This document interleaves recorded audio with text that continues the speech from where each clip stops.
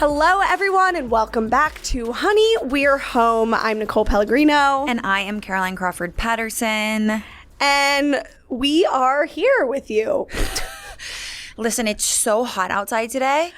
I almost passed away on the subway. Like, it was so hot. Sweating on the subway. And then another freaking, like, literally we make it one stop.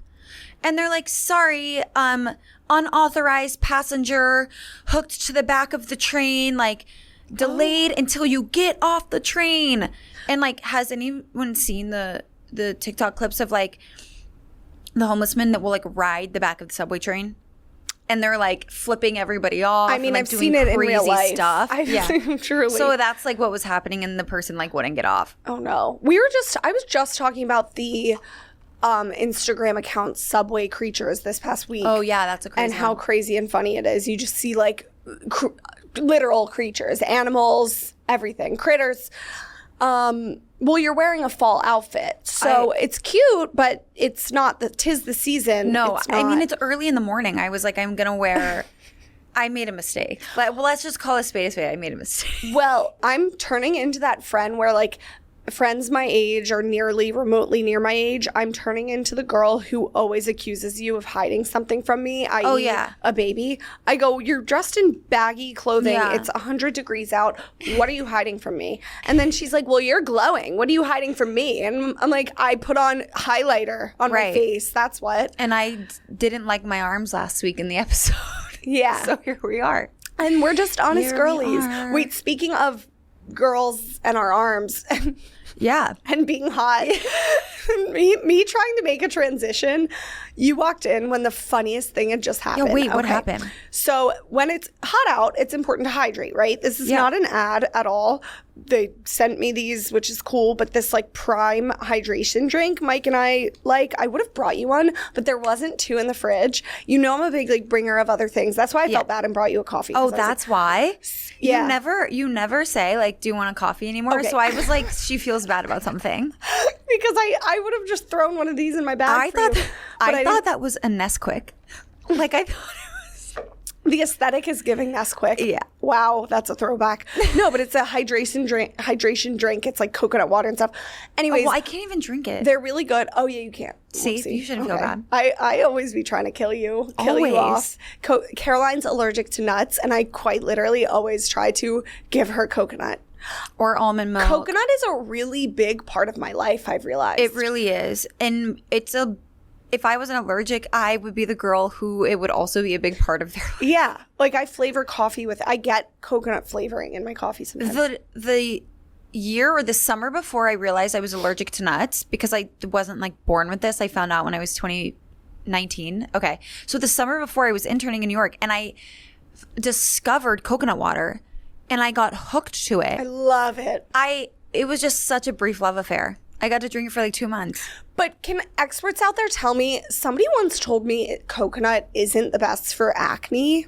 So can we have one of you experts out there confirm it? Because as you know, I'm too lazy to actually Google it. Oh. So confirm that. Get back to us in the DMs, okay? Well, there's like so many coconut extracts in skincare. Cetyl alcohol, CETYL, is alcohol derived from coconuts. Oh, interesting. And if you see that, maybe you should not be using those skincare products. Another thing to look out for. Okay, but anyways, so I am trying to open this thing. I've had about 5 of these thus far. Did you spill? They are built for men because they're impossible to open. And I like to think I'm a strong, muscular woman. Also because of the font. Yeah. I'm trying to let you know. Yeah, the aesthetic is giving man.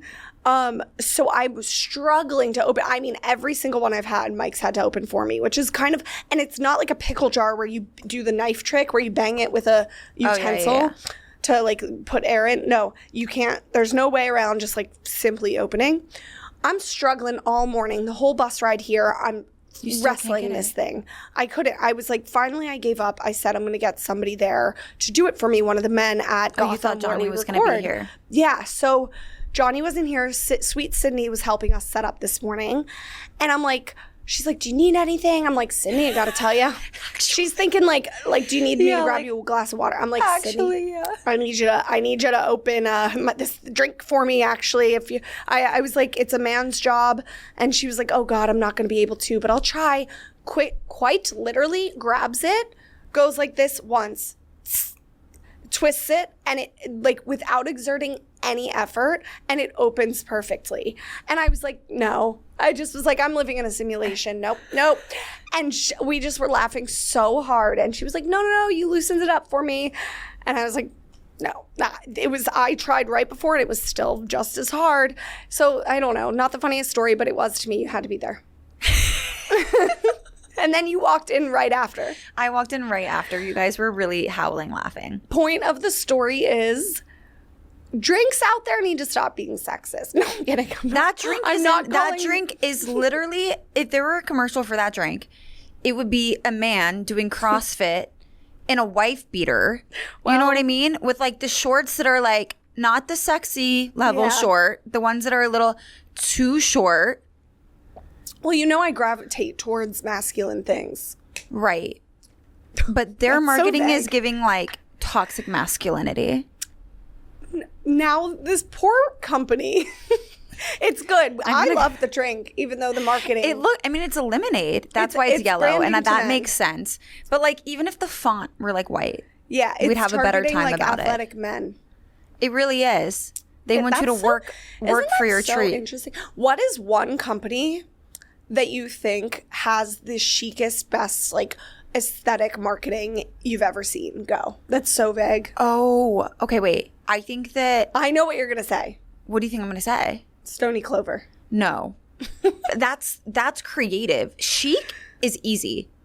Or like chic is so easy to do. You just have to like be willing to like stick with that aesthetic and not get bored of it. But I have one. If you Athletic had to be Greens, Athletic Greens, they rebranded at some point like years ago. Yeah. Have you ever seen their old branding? Yeah. They literally did a 180. Yeah. Like that is a brand that I think that generally, like if you were doing your research, like you would find good reviews on Athletic Greens years ago, like with their old branding, but like from people really in the like health workout community, like not like the chic girl type of vibe, like the CrossFit type of vibe. Yeah. And then they rebranded to be so chic that Unisex. Now like every girl like on the planet is like AG1 seed. Yeah. I think that's an example of somebody rebranding with chic marketing. A good rebrand. My question is though, because I have a good answer for this. Okay. If you had to be a brand in terms of not even the product or the service they offer, but the aesthetic. Okay. Do you know what you would be? Oh my God. Wait, give me yours first. I need a second. Mine, I've like posted about this before. I've never even like partnered with them. Vacation, the sunscreen. That is you. I always say, whoever their graphic designer is, give them 10 raises because the branding is so chic and cool. It's like very old, like 70s vibes or whatever. Yeah. Like old school vibes, but I think a lot of companies try to do the old school vibes and either miss or hit it. This one hits. Like, that's just a really so cool. Good one. Yeah. Wait, like, go to their Instagram feed. You'll just see what I mean. No, I know what you mean because I have their spray. Like, they really do. Like, they hit the nail on the head. Yeah. Wait, I think that's a really good example. Yeah, like, their ads are really cool. It's like old school newspapers and stuff, but in their own unique way. Because I feel like a lot of brands and companies, like, try to lean into the old school aesthetic. The vintage situation. Yeah. I'm going to have to think about it. Think about it. I don't know what mine is. Mine's definitely something that's like very colorful, but I also appreciate the vintage vibe. I don't know. Think about it. I'm going to think about it. I do like Stony Clover though. I think their branding is brilliant. Yeah. It's one of those brands. It's like Taylor Swift, spans generations of women. I almost wore my Eras Tour sweatshirt today. I took it off. I thought you were going to make fun of me. No, I'm not going to make fun of you for wearing anything ever. This is how I envision the encounter going. Oh, are you a Taylor Swift fan? When have I ever? Sometimes people see me in this light that's not me. Yeah. I would literally not Okay, well, why anything. don't you roll the clip for them of the fight that we got in the car about Taylor Swift when you tried to say that you could do it better than her, that you could dance better than her, that you could sing better than her. Oh, I take that back fully, by the way, because everything we get in an argument about, you always take back, including the freaking tabbies. Oh, a lot? Okay, I guess this is a good transition to get us into the quick recap of the little excursion I was on this past week, because 2 things that we've fought about before, I take back proven from that trip. One is Tabby's, because Joel, I don't know his last name. I met him on the trip. I feel like oddly triumphant, even though it wasn't me that turned you. Oh, Joel Moore, because his handle is Moore. Okay, Joel Moore. Chic, adorable, this amazing gay guy with the best style I've ever seen. Like, truly is known, has a large following for his style. Rockin' Tabbies in the hot summer heat. I like Tabby loafer is sick. I said, Joel, what are those? Are those Tabbies? I said, I gotta tell my friend. And he's high fashion. Like, if anybody's gonna pay attention to high fashion, it's him and you. Well, you two should connect. Yeah, and we should make sure our husbands follow him. Yeah. I think I'm sure Mike does now. Every outfit was such a hit. Oh, and the first night. Okay, so I was on this brand trip with Luna Azul Tequila. Great tequila brand, by the way. This is not sponsored. They're not sponsored. They should, honestly. Yeah, we like Luna Azul. No, they stand for such good things. We love. They stand for good stuff They too. would love you. You would love I was strictly going off of quality of tequila. Oh no, they're sustainable. Go ahead. All the things they give back to the community. I love learning that a brand does all that. I learned that about. So no, we were there for 2 nights up in Cedar Lakes Estate. You would love, you and John, getaway. Let's do a foursome getaway there. I'm not kidding. Yeah. It was the most beautiful thing. But you went on some hikes. I think we would sit those out. We did one, it was a 45-minute hike. It wasn't bad. It was a nature trip. It was wonderful. Yeah, it looked really pretty. You would have loved it. It was I would have loved it. John might have cried the whole time. No, it was luxury in the woods. He'll find a way. John, we would have made, well, okay, that gets me into. Yeah. So Joel was wearing the Tabbies. I took it back because I was like, oh, wow, and now I like them. They looked cool like that. Yeah, they looked cool, and he was rocking them. The first night he wore these wide leg denim jeans with silver beading and rhinestones on it, with a denim tuck-in button-down top, and then he goes, since the attire technically was elevated cocktail or whatever the fuck, he was I felt the need to throw on a tie. It reminded me of you, how you just throw something into an outfit to completely that the average brain would never think of. It was so cool. He threw a tie on with a denim. That's such a compliment. And I don't understand. I feel like I don't do anything any more than any other person. But it's a very compliment. As you're wearing a hoodie. At least it's John's. Which I unintentionally copied you wearing those pants too. A lot of things I buy, I don't realize. I think subconsciously I copy you. Because then after I'll be like, oh, I copied Caroline. Wait, that's a really big compliment. No, subconsciously I'm buying everything you own. Am I a subconscious muse? Yeah. Wait, that's so cool. You influenced the Gani flask. Oh, yeah, everybody. She looks so cute. Is the silver too much? No, stop it. No, it's great. They were the only ones available, which it looks great with your skin. No, that's not a bad sign at all. Okay. It's just that I think that they were the only ones available because people have been looking for certain colors of them for so long that are always sold out. Well, I think the silver's new. It is. So one thing was the Tabby. So you're taking that back. Thank you for circling us back. Yes. And the next was Taylor Swift, thinking I could do it better. Because one of the nights we did a karaoke thing. I did my classic song, TLC No Scrubs. Because when I do karaoke, I'm not going up there for the vocals. It actually sounds like a cat is being brutally tortured and murdered when I sing. Mm-hmm. So I'm not going up there to sing. Mm-hmm. I make it more of a performance. If I'm going up and doing karaoke, I'm dancing. I'm walking around. I'm singing, quote unquote, but also making it a full-on performance. So that said, halfway into, actually not even 20 seconds into the song, I am out of breath. I'm gasping for air. I was like, how does Taylor do this? Does she really sing or is it voiceover? She's singing.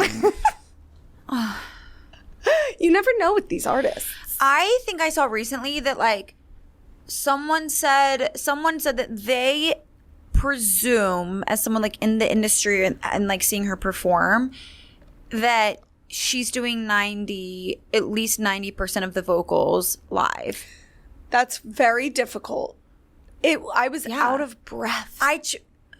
Nicole and I got in this huge argument about how Taylor Swift has exceptional stamina. And Nikki just really didn't believe me. I mean, after 20 seconds of TLC no scrubs, once again, I was on the floor. I was tired. So, yeah, other than that, I don't think any other thing's proven wrong. Sometimes she crawls. Maybe that's because she's tired. Yeah, that's strategic. I would get on my knees and crawl away. Yeah. But no, the big takeaway from the brand trip, it was so nice, so fun. It was like this whole like retreat, like treat and retreat theme where we were supposed to like relax and stuff. Even though, as we all know, on a trip like that for work, for a brand trip, like you're gathering content, you're posting, it's still work. So it's never going to be like, if you're there for work, I don't care if it's an influencer on a brand trip. I don't care if you're on a work trip. It's never a full trip. You know what I mean? So well, yeah, because I think the way, and I'd like to clarify this because I feel like there are differing opinions about this online. I think that when we generally as a population think about vacation, it's like basically an escape, if you will, from your everyday life, said obligations, like any of those things. It's like a time to like step away from like what you do on a day-to-day basis, enjoy a new experience, recharge, and then like come back to your life. So when you make it work.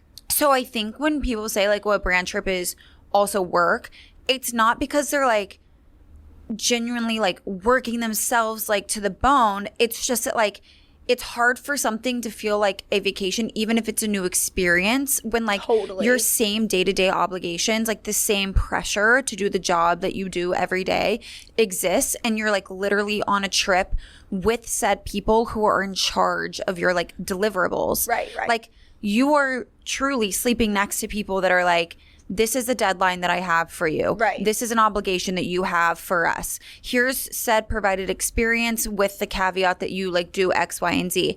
And so it's not that it takes away from a new experience or how cool it is, but I think that's what people mean when they're like, oh, I want a vacation. Right. They're probably implying like even going to the middle of nowhere. Yeah. And just like as long as they don't have to, as long as they get a few days to just like do something other than what they do with their time 24/7. Yeah. That like they would feel recharged. I feel like I will never fully feel recharged on vacation unless I am truly leaving my phone in the hotel room all day and bringing a book out and enjoying nature. Like you know, but I never do that because I have anxiety. So. Right. But I think that that's true. Yeah. Well said. No, but the big takeaway was, so Mike was my +1. Yeah. And which I don't know. Well, I do know about you. I feel like to a lot of events and things that you and I get invited to, we either invite each other as our +1 or another girlfriend. You bring John to a good amount, and I've been bringing Mike to more recently. But like when I get invited to the girliest thing, it's by like, you know, Charlotte Tilbury, and it's a makeup thing. I'm not going to be, Mike's not my first It's a read the room situation. Right. It's also timing, which I realize. And like, I don't know how, we're just so privileged to be able to like go to stuff when we're invited. Yeah. And like you more recently because you were still with Betches like last year. Mm-hmm. But the thing was, or is that a lot of these events aren't necessarily even happening like at a time that's feasible for people that are in the office. Yeah. That's true. So I have one next week that's at like 3. Even if something's at 5, like John's not getting home until like 7:30. Like, you know what I mean? Like, even if it's something that could be really, really cool. That's a good like, point. That's why. I don't think that like it kind of does frustrate me just because in this industry, yes, like great, we're super privileged and we work for ourselves.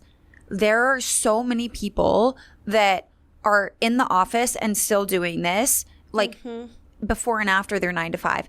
There are also a lot of people that probably could work for themselves, but like have jobs during the day that they're obsessed with and they're really, really good at and like genuinely have no desire. Like I know a few people that are like, I would never want to quit my job. Like I love doing content. It's amazing. Yeah. I also am super proud of myself in this other aspect of my career and how far I've gotten. And I love that job. And I think it's frustrating to see them feel like, am I seriously like never going to be able to like immerse myself into this like industry that I've like kind of put myself into unless I leave this other job that I'm like really proud of. Yeah. Like, because the timing just doesn't make sense. I just like don't know why brands don't think about that. About people who are in full-time jobs but don't want to quit them and do want to. Yeah, but everybody else in the world is hanging out after work. So like, why can't your events be after work? Oh, you're saying okay. I see what you're saying. I got lost for a second. Okay. Yeah. Well, that's the thing. Like, whenever I do get invited, like if it's an event that I know Mike can't go to because of work or whatever, or even just because it's like way too girly, then I'm like, Allie, come with me, and she's like, Nikki, I have a job, and I get so mad. I'm like, leave your fucking job. Come, this will be fun. But I think that is why influencers become friends with other influencers too, because you're just like on the same schedule. It's true. Yeah. So brought Mike to this because when we were planning for this like months ago, my managers were like, it's a couples thing. Love him to death again. Love my manager. Wait, I thought you said you were the only couple on the trip. Well, we get there. Not a couples thing. It was literally two other couples, out of all the people there. Other people were just like girlfriends plus ones, like a couple gay guys with their friends, a lot of people were bringing like their content people, which I thought was interesting as their plus one, which Mike is my unpaid content person. So, but this is where the big takeaway was, like, find yourself a husband or a partner who's gonna be down for anything, go with the flow, hang out with, and get along with any kind of person. Because in a situation like that, I have friends and I've seen relationships where the husband is kind of a little like set in his ways in particular and needy, and would kind of like throw a mini tantrum if they are on a trip for a couple nights that doesn't go their way. But Mike was like, I was like, oh, sorry, babe. I thought it was going to be more couples, but like hang out. Like I can like throw him to anybody and he'll get along with man, woman, anybody from any walk of life. And I don't know. I was like, not that I'm like, I guess the bar, I shouldn't be like so grateful to my husband for like being a normal human. But like I've just seen the other side, and I've been with guys before Mike that I wouldn't be cool in like a go with the flow situation. Yeah. So you know what I mean? I mean, John's the same way as Mike. So John like I agree. This plant. My take, literally, John take could like start a new life with that plant. My take on the situation is I think it's okay to like look at Mike and look at John. It's okay to be grateful for it, like on the outside. Like you can look at the rest of society and see how many people, even people we know, aren't in that situation. And like, I don't live under a rock. I know that I have it. I know that I have it like made in that capacity. Like I'm super grateful that I do. Comparing, or not even comparing, that's like such a bad word, but like looking at how it could be, or looking at how many guys aren't like that. Yeah. I think you can feel like grateful that you don't have a guy like that, but then also in the walls of your relationship, like I'm also not making it like this huge deal that he's like gone above and beyond to like be amenable in a situation. Like that the bar is set higher in our home. Like it's not bare minimum, it's more than bare minimum for them to like be able to be like pleasant and like talk to people and like go with the flow and like be helpful and like whatever. It's not quite bare minimum, like they're doing a good job, but like it isn't a general expectation. Like we do that. Women have always done that. Anybody that's like anyone that's dated someone in college, like you know how like you would hang out with their friends all the time, and then it's like getting them to hang out with your friends. Like guys are always like that. Like guys are harder to integrate into your life. Well, and then it's unfair. I think that makes women, because I go back and forth too. Perfect example of what you're saying and how to illustrate it. Like on this trip, it's in a beautiful estate. It's for 2 nights. It's whatever.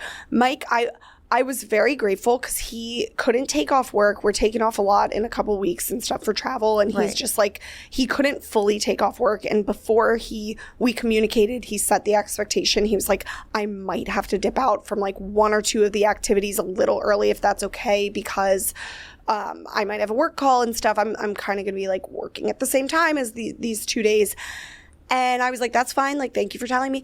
And I can't expect him to like drop everything and be whatever. So like half the time there, I was finding myself thinking in my head, being like, oh my God, I'm so grateful. He's like coming on this with me, supporting me, helping me, like jumping in, making friends with everybody for me.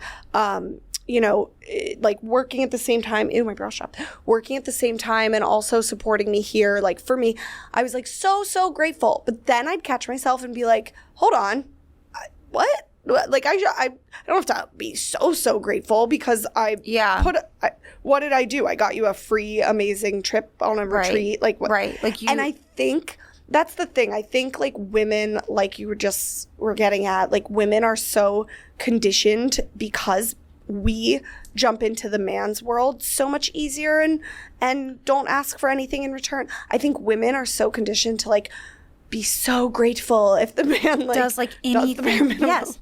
It's crazy, but two things can be true at one time. Like you can be grateful for your situation because you know that it easily could be different. Yeah. And then you can also say, yeah, and that's the expectation in our household though. Yes. Like I'm not like just caressing you all night, telling you like how fantastic you are because you participated. Like, and I like to believe, if I'm being honest with you, like part of John is just that guy already, but part of the reason that like he is so involved and like able to get along with everybody, like instead of just like retreating to like do his own thing or whatever, like is because he knows that's the expectation. Yes. And like set that from the beginning. Vice versa.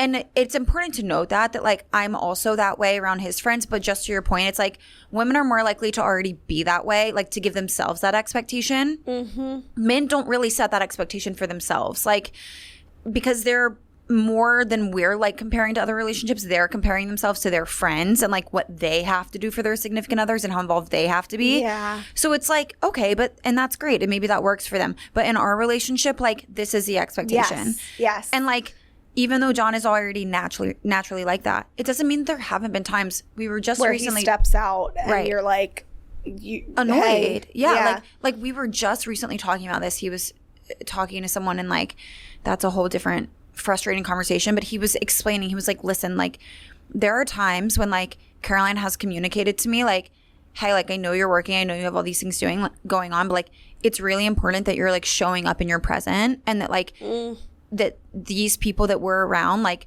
don't think that like you could care less to be here or that like you're not giving the impression that you'd rather be anywhere else but here or that you're valuing how important this event is or this experience is or this dinner is to me, you know what I mean? And like you're putting in the effort.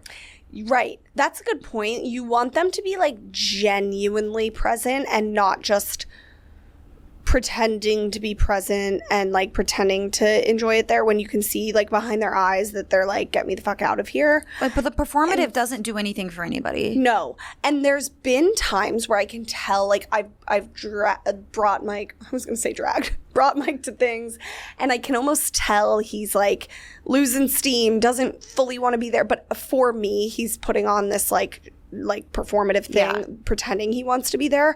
And those are the times when I'll be like, okay, take a beat, go back, recharge, which I think is okay, and then come back and genuinely be here. And that's always worked too. Do you know what the other thing is though with that? Is that John and I over the years or like even like a year or two ago started having more conversations where it's like, it's okay for you to lose steam, but you need to start being introspective about what your own warning signs are about losing steam so that you can communicate that to me.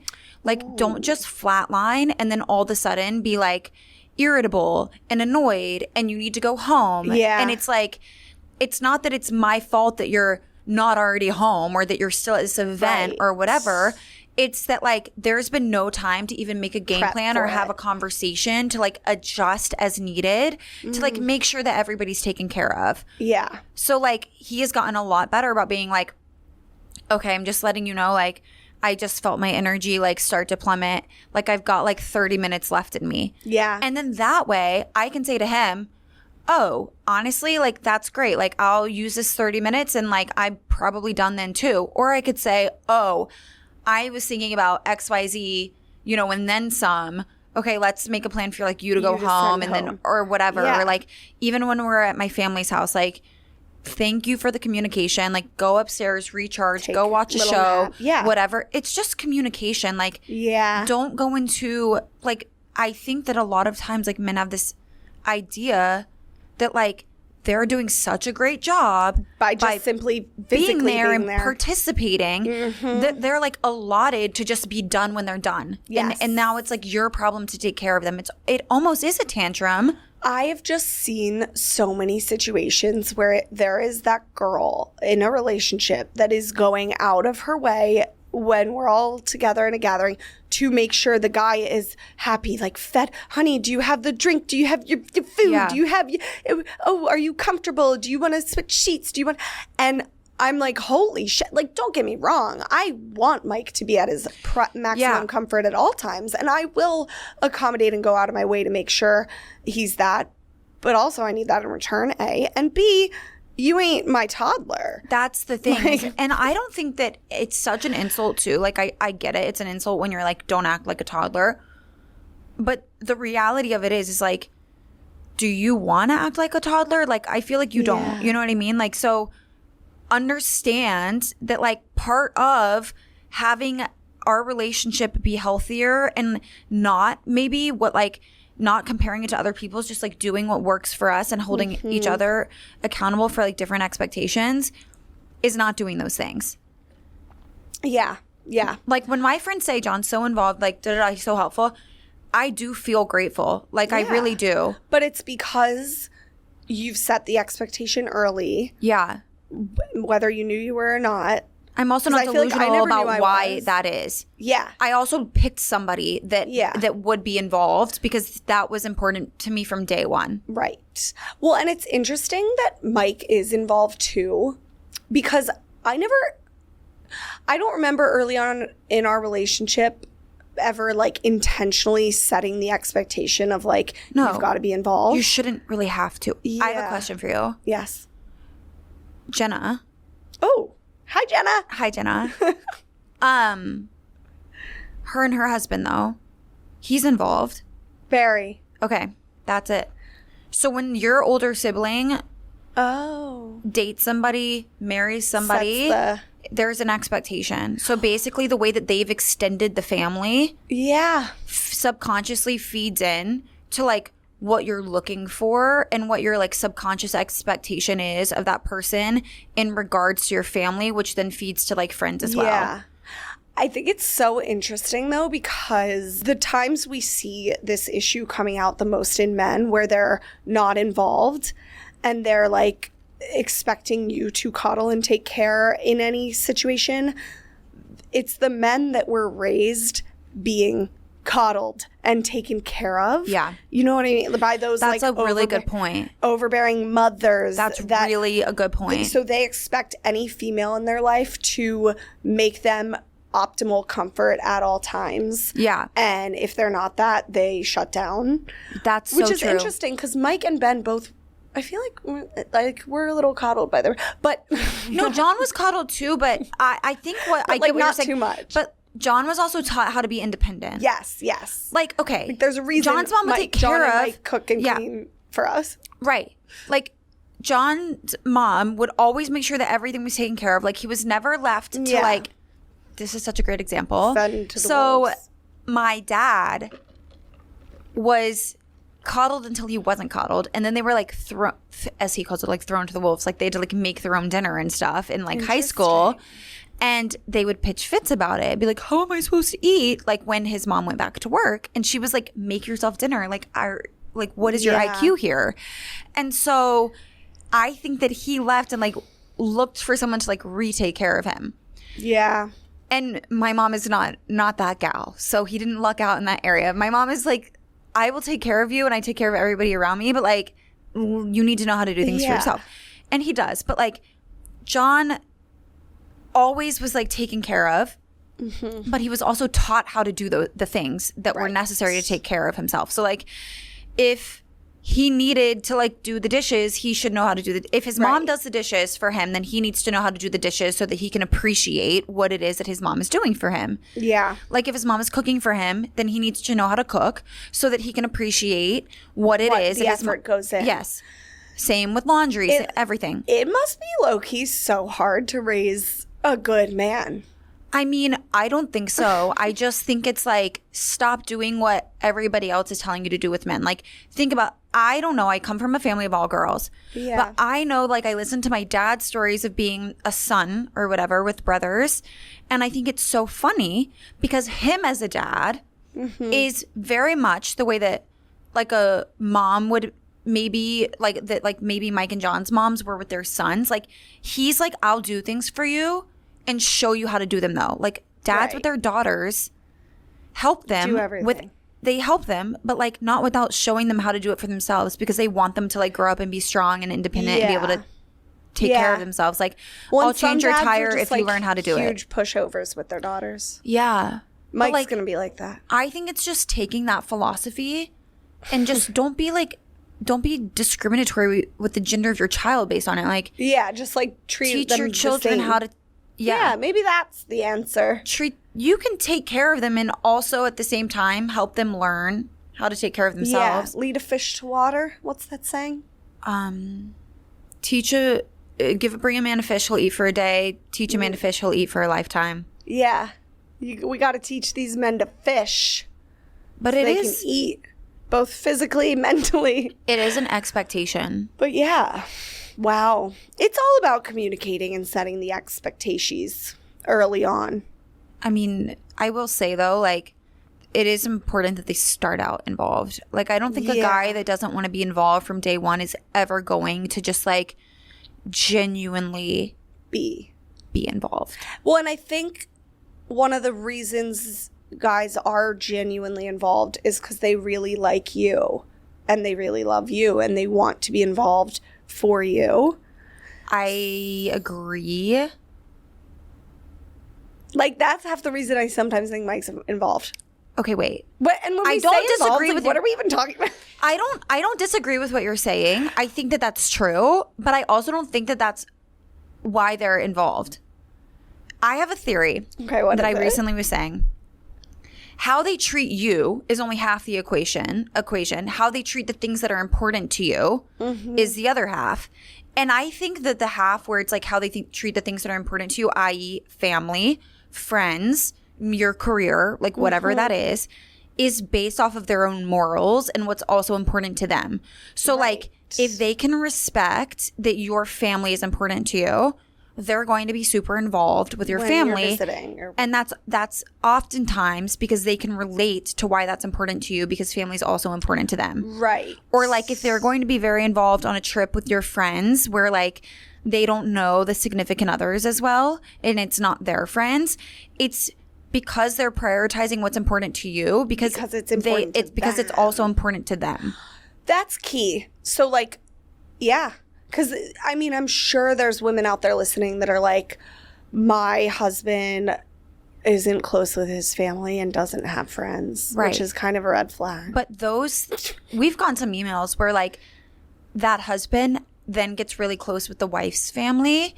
And I think that because at the root of it, he values closeness to family. And just because he doesn't have it, doesn't mean he doesn't want it or value it. Right. And there's rarely ever a guy. There's no guy ever, rarely ever who literally is not close to his family and has zero friends. Then that's like, I genuinely believe that like if he's not treating the people and the things that are important to you well, then like he's not treating you well. Yeah. And I think that there are a lot of women out there that really live under this rock where they're like, I'm getting treated well, so like it's fine, and I feel sad.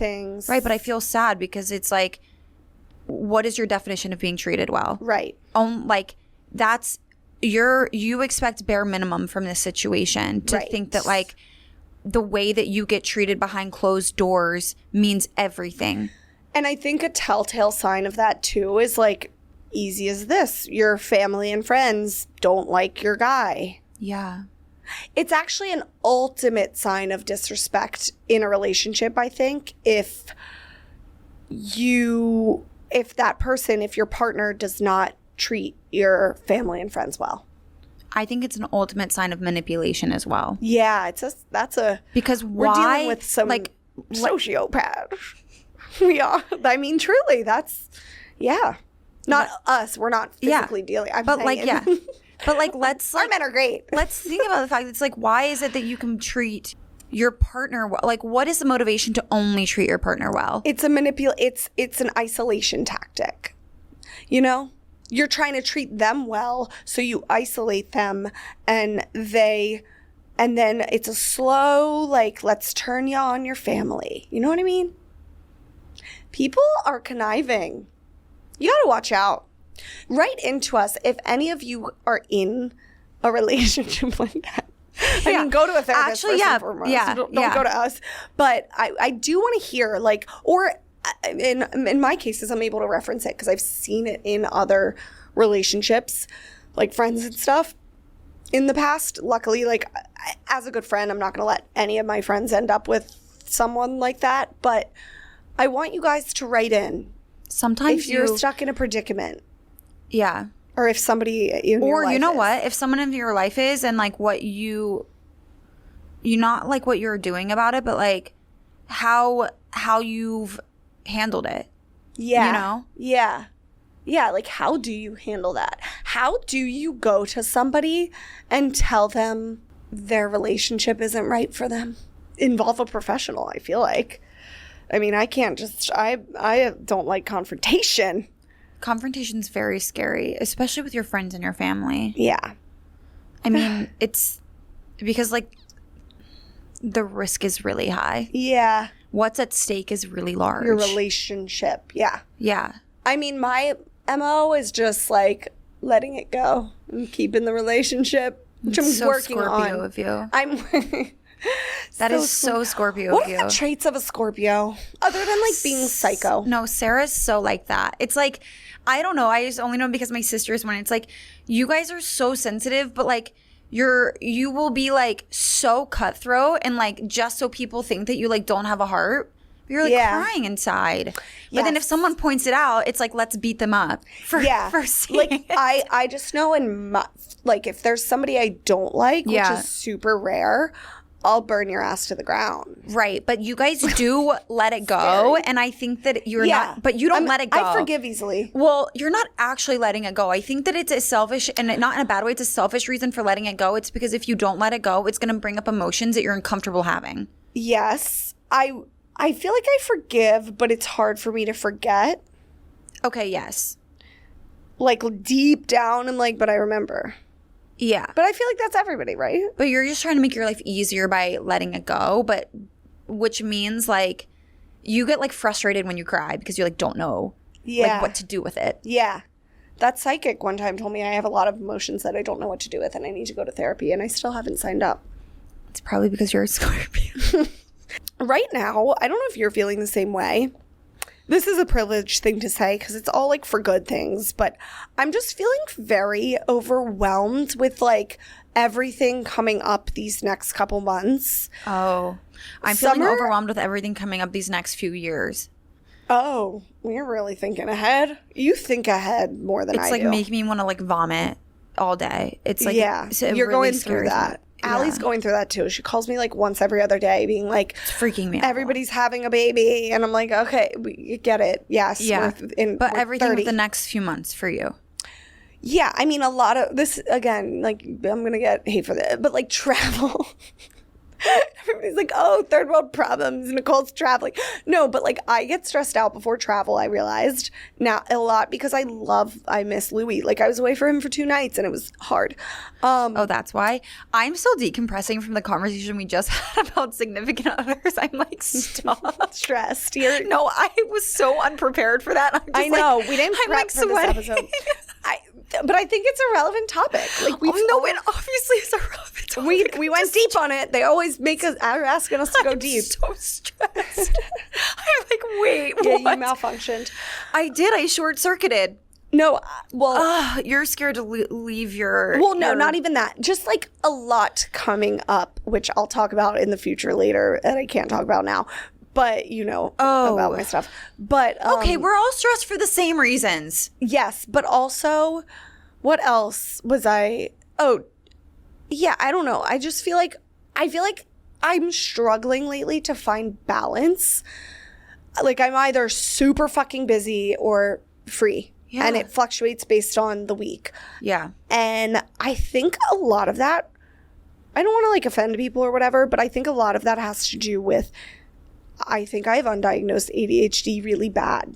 You've never been diagnosed with that? No. I'm floored. You obviously have. I thought this was common knowledge. You're like, any fucking baby could see that. But the random man on the street can see that. I've never been diagnosed. Like, who would I have been diagnosed by? My therapist that I had during COVID for 3 seconds, and all we talked about was grief? Like you had, like when you were like 9. I don't know. No, my parents were like literal hippies, which is so surprising because they were both in the medical field, and never took me to see anybody. There's good and bad to that. I have a sister that got diagnosed with ADHD when she was like 5. Yeah. And like it was important for her to get diagnosed because she like couldn't, like she had to like do kindergarten twice, like because they were like so confused about like whatever, Yeah. which like I don't think that they would do the same thing today. But like anyways, that was the process. I didn't get diagnosed until I was in high school. And once my mom said to me, like, she was like, no, I knew that you were ADD since you were in elementary school, but it never affected your grades. And I knew that any type of medication you would be on would affect your creativity. Your grades. Oh, so that's what I was going to ask. Did you have good grades throughout elementary and high school? Yeah. Like my grades fell in high school. Like when, like, that's when I got like whatever, professionally like diagnosed, evaluated. even though I guess I did before. My mom just was like, we don't want to do anything about it. But it was like my grades were like slipping. And so she was like, it's okay, we can finally kind of like. See, that's why I don't think my parents ever took me. Because in middle school, elementary school, I was top of my class, best grades in the entire class. I could really hone in focus. High school was easy as fuck, so I got A's for just showing up to class. College, failed my first semester Was because your high school just easy? Yeah. Oh. Like when I got to college, it was a huge shock. My roommate from Virginia Beach was like, you never had to write a report. I was like, what is a report? I had to take 8 APs just to Oh, graduate no. from my high school. Our APs in high school were literally like, everybody was in AP because the whatever was below the general admission classes were like so easy. My high school did not prepare anybody for college. That's crazy. Mine didn't either. I mean, I went to a magnet school for academics and I still was unprepared for college, and I still flunked out my first semester of college. Really? Well, not really. I got It's a an long F in story. I got screwed over. microeconomics. I Well, love I econ. didn't. My problem was when I got to college, I didn't think you had to study to get an A. Yeah. Or to do well. Makes sense. I I'm was not like, a studier myself. I don't. I was like, I've never studied a day in my life, and I've gotten A's. Like, I don't have to study. I think there's no reason to be prescribed for stuff if you are doing fine with your grades, because like it legitimately stifles your creativity. Yeah. I haven't been on. I think college would have been the time for me to get evaluated. Weren't you like taking that stuff anyways? Yeah, like Yeah. here and there, off the black market. Didn't we have a conversation about this once where I Yeah. was like, You I was would like, I never. wouldn't sell mine to people, and you were like, you wouldn't. We had like You would be that JMU. girl. It was like a way to greet each other. It was like, hey, how are you? Here's an Adderall. Like, Oh my God. it was just like we passed it around like candy. I think people did that at my school too. I'm just a Virgo. Yeah, I'm like Loki and I Narc. feel like that's a normal college thing. It is like just like I wasn't going to give you my prescription. But also, it's not like I was studying law. I was in media arts and design. Like, was I really having No, to yeah, take like Adderall for I that? don't. Yeah, I was in finance, econ, and business, That's screams Adderall. and then I got really bad grades again my senior year because I went off of my Vyvanse cold turkey, and I haven't taken it since, and it's been like 6 years. Really? It's actually a Why did I crazy think story. you like take something every day? I never. This is a crazy story. We actually talked about my like medication history in one of the episodes, but John broke his neck. I ran out of my prescription. I was spending every night in the hospital, and this was my senior year of college. And before I realized it, it had been like 4 or 5 days, and I just didn't have any of my stuff because I was sleeping in the hospital, and it was like homecoming, so it was like maybe a long weekend, and then I realized it after like going back to class on like the second day. And I was like, oh, well, it's been 5 days, which like I'd never gone 5 days without taking it before. And I was like, let me just see how long I can go without taking it. And I just never took it again. Wow. Which is crazy, but my grades like plummeted again because of it. Yeah. I feel like when I'm a mom, I'm going to need Adderall. I mean, I still think about this. I still think about it to this day where I'm like, I have such a hard time, but it's focusing. Fine. I just dread doing tasks. No, I mean, you were 100%. I build it up in my head. I'm like, oh my God, I have to. But not when it comes to like editing a video or making a TikTok. I'll sling those out. No, but sometimes you put things off. I'm not saying you, I'm saying we like put things off until we know we can like do the whole thing because there's not a chance in literal hell that we're going to like sit down and like complete a task. Yeah. Like most of the time, like 90% of the time. So then the 10% when you like have it in you, you're like, get it done. I'm also a big like, I have to do a deep dive and really sit down and read this email before I even discuss it. I'm just so shocked that you don't know this. I literally will have to like read an email and I'm so ADD. Like I will have to read an email, send you a recap synopsis on an email, then call you and then recap the synopsis that I texted you for the email for you to say, wait, I need to go see it. You sometimes have to treat me as if, which like you shouldn't have to. I need to like. No, you have to do the same thing for me, which is why I'm just actually. You've learned how to manage. You have to, sometimes you have to do it with me too. I'm just amused. We treat each other like how when you're like super low at a company and you like are sending something to the CEO, how you have to like do like bullet points for them. We like hold each other's like like you have to, we have to manage up each other. We do have to manage up each other. Which is why we work. Yeah. Sometimes you have to do that with sometimes you have to employ working tactics that you learned at your corporate jobs in your real life. I realized that. I think being in corporate is a very important experience. Yeah. Like managing with upper leadership that's so busy and distracted and won't read more than 2 sentences of an email is sometimes how you have to work with like your husband or your family. You know? I've learned something in life. No one, whether it's your family members and you're planning a vacation with them, or whether it's your friends on a bachelorette planning thing, or whether it's your husband who you're sending a grocery list, nobody wants to read more than 3 words. Our attention spans are goldfish. Yeah. Nobody reads anymore. I just think that maybe even if you don't plan on going into corporate, no one that listens to this podcast is in college. At least take like a business writing class. And if you are, we want to hear from you. Yeah. I mean, like my sisters are probably the only ones. I want college listeners. You do? Yeah, that'd be fun. That would be fun. I'd love their questions. God, what I would do to go back to college. Not me. Oh, it really is the best 4 years of your life. So I was thinking about this the other day. Not for everybody. I was thinking about this the other day. I was like, I did not enjoy college, and there was nothing wrong with the people. I just like could not fit in. I could never find my place. I didn't fit in. Like I always felt like I was like kind of on the outside. Like something was a little off always. I didn't want to be there. Like I just couldn't. I couldn't assimilate to like what was going on. Interesting. I wonder if it was your school or whatever.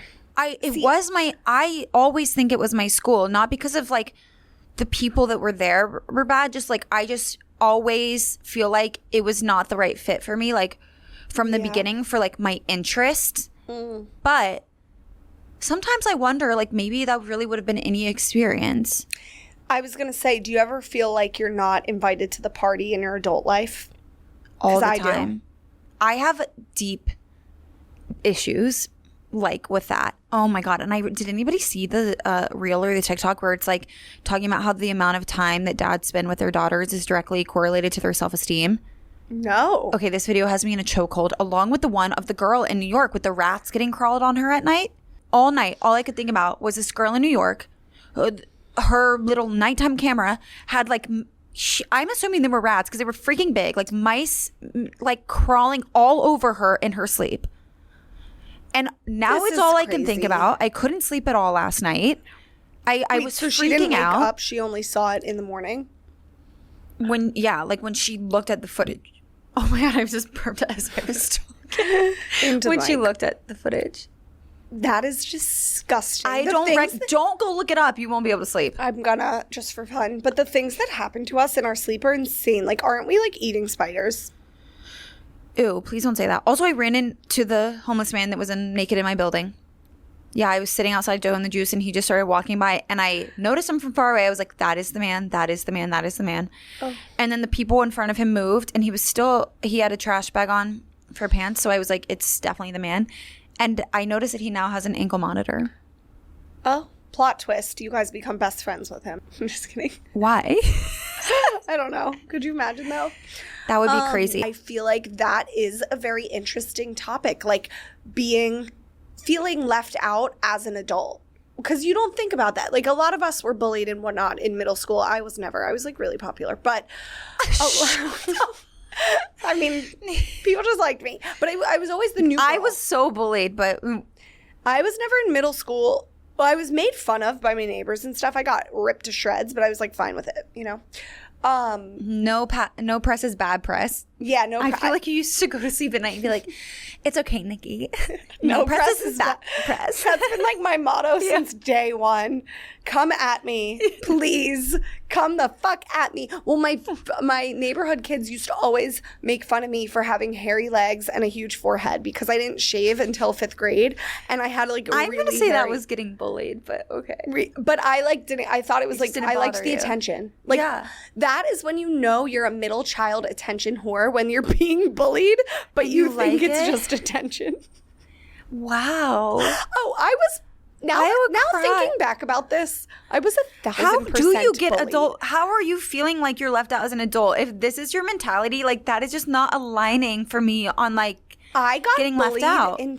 I got like tricked and bullied into eating. I didn't swallow it, thank God. It's going to make me gag. I think you've told the story. Dried dog poop in my mouth. Oh, you have not. Because the kids in my neighborhood made me. Did you chew it? No, I spit it out. That sticks out to me. And I did it to be a part of this club. Oh, that sticks out to you. The West Nithsdale. Our neighborhood was called West Nithsdale. And all the boys had a made-up club called WNG, West Nithsdale Gangsters. A bunch of these white boys. Why did you want to be a guy's girl so bad? That is pick me.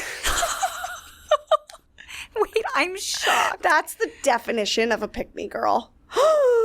I must have been a pick me. Well, no, there were no other girls in our neighborhood. All the families had boys. If you guys listened to last week's episode when we talked about the work wife situation and we're talking about guys, girls, and how to communicate to your significant other, like why a guy's girl is like bad, you should just say to them, like, she probably eats poop. She probably ate poop when she was in 3rd grade. Just think about the fact she probably eats poop. To be in a made-up club of all boys in her neighborhood. There were no other girls. I think that's why, maybe that bullying is why from boys, is why I'm such a girl's girl now. Yeah, that would make sense. I have red hair, so I obviously got bullied by boys. Just from existing, yeah. Yeah. Mm-hmm.